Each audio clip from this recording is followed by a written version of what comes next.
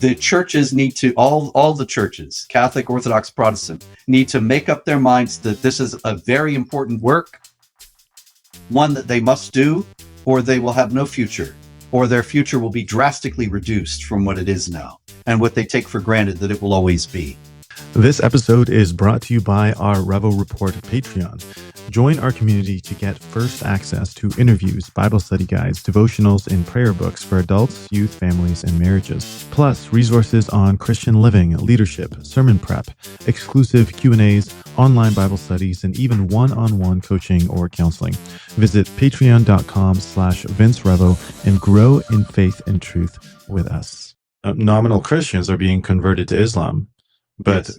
Christians are not converting Muslims. Yes, and they're against it. You know, if I had stayed in the Catholic Church and said, I want to start a Catholic organization to evangelize among Muslims, then bishops would have stopped me, because they don't want that. They want dialogue, and they think dialogue will fix it.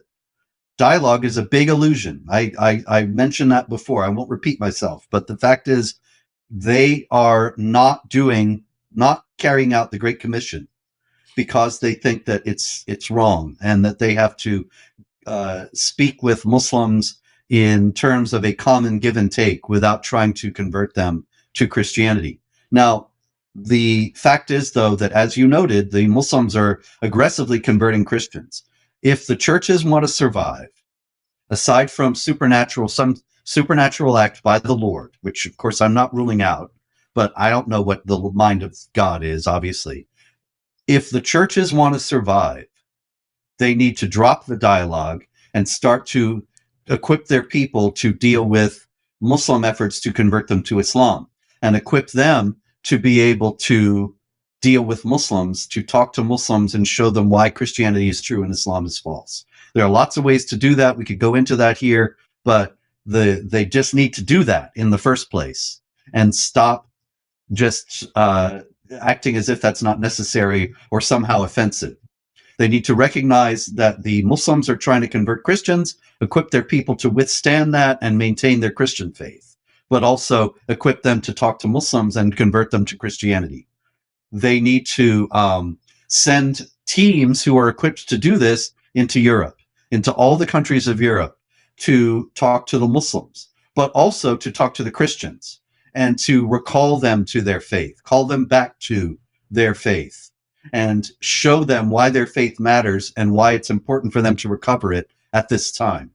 Because there are massive numbers of people who are Christians in Europe who are no longer observing the faith. So, you could say, well, they're not Christians then. Fine. But they are of Christian heritage. Their grandparents were Christians. Their parents were Christians. They've lost the faith. They need to be brought back. The churches need to, all the churches, Catholic, Orthodox, Protestant, need to make up their minds that this is a very important work, one that they must do, or they will have no future, or their future will be drastically reduced from what it is now, and what they take for granted that it will always be. And that those two things, those are two separate things, talking to the Muslims and talking to the Christians, giving up the dialogue, equipping the Christians to hold to their faith, and equipping the Christians to teach Muslims about their faith and bring the Muslims into Christianity. They have to do all those things. Otherwise, they face a very bleak and difficult future. Now, facing a bleak and difficult future is not the end. There's always the cross for Christians, and then there's the resurrection. But our complacency and refusal to deal with this threat is only going to make things worse. And do you feel like the church, for the most part, has been pretty passive in that, and that we are not equipping our people? There are some evangelical Protestants who are trying to equip Christians to convert Muslims, and more power to them, but the Catholic and Orthodox have been nowhere on this, and they're not going to find that to be comfortable, because they're going to find that the Muslims have been working very hard to convert Catholics and Orthodox. I spoke to an Orthodox group a few years ago, and I remember the gasps of shock and horror from the crowd when I told them, this was a Greek Orthodox group, about John Georgelas, who was a very big Al-Qaeda jihad terrorist, or ISIS jihad terrorist, who was a Greek Orthodox boy from America who converted to Islam. And there isn't a single Greek Orthodox church in the United States or anywhere else, as far as I know, that has any concerted effort, any program, or any even individual who is equipped to prevent that from happening and to prevent more young Orthodox people from becoming Muslim. Wow. Yeah, I notice even for me as a pastor, having discussions with Muslim, even teenagers or college students, they're very equipped to Oh yeah. answer Christian apologetics. And I just Mhm. thought, wow, these aren't even like imams or dawas. Like these are just regular people who maybe go every once in a while, but they have been equipped, and it's part of their program. And I thought, wow, we are way behind. Um, what aspect of Islamic teaching about Jesus, or maybe even Muhammad, but we can start with Jesus first, do most Christians, do you think, just misunderstand completely? Well, most Christians have no idea what Islamic teaching is about Jesus at all. Most Mm, Christians have no idea that Islam has teaching about Jesus. And so they're completely vulnerable to Muslims like the guys you were just describing, who come up to them and say, we revere Jesus and he has a very central place in Islam. And so if you came to Islam, you don't have to give up your devotion to Jesus. It's just adjusted a little bit. And this is something that they've found to be very effective in dealing with Christians who are not very well versed in their faith and not informed. And so the churches need to tell them that the Islamic view of Jesus is exactly the kind of thing that St. Paul was warning about when he said, if people come to you with another Jesus other than the one we have preached to you, you mm, accept it readily enough. And he's saying that in a critical manner, that they should not accept it. And the Jesus of Islam is not the Son of God, is not the Savior of the world, did not rise from the dead, and all these things should make Christians realize this is not really the same thing at all. And this is a great insult, actually, to the real Jesus. And there's no way that this could be true because, the crucifixion is something that Islam denies, and there's abundant record of the crucifixion happening.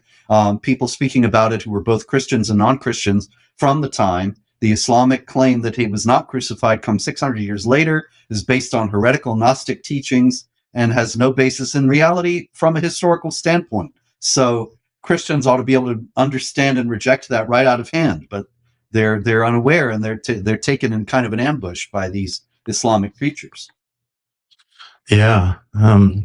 What resources would you recommend, aside maybe from some of your material, or some of your material that you could recommend maybe churches go through, or Bible study groups, or that they can study to really get them equipped to be able to handle and deal with some of the key questions or attacks on the Christian faith that Muslims would have? Yeah, I don't know of books nowadays. There probably are. I would expect, I have not read it, so I have to give a little caution, but I knew Nabil Qureshi, who, of course, has unfortunately passed away. He was a young man who converted from Islam to Christianity, and he wrote a book, Seeking Allah, Finding Jesus. And I know that that book was a big bestseller, and I knew Nabil. He was a very fine man, and so I think that probably that book would be a big help. There was a book that I read when I was a young man, and it was a very big help. It was called Sharing Your Faith with a Muslim by Abdia Akbar Abdul Haq, who was another convert from Islam to Christianity, and he worked with Billy Graham. And I don't know if that book's even in print nowadays, but if you can get hold of a copy, I thought it was a very good exposition of the Islamic teaching about Christianity and about Jesus in particular, and showed how it was false. And so those things were very helpful. I'd recommend the videos of my friend David Wood, who has, of course, made numerous videos about aspects of Islam and Christianity. And so I think that would be a great thing to show to youth groups in churches. And that ought to be a regular feature in them at this point. David Wood and all the people that David Wood works with, Apostate Prophet, who's now becoming an Orthodox Christian, I inspiring. saw that, yeah. Yeah, I believe Inspiring Philosophy. Michael Jones is a Protestant Christian. And then there are many others in that whole group.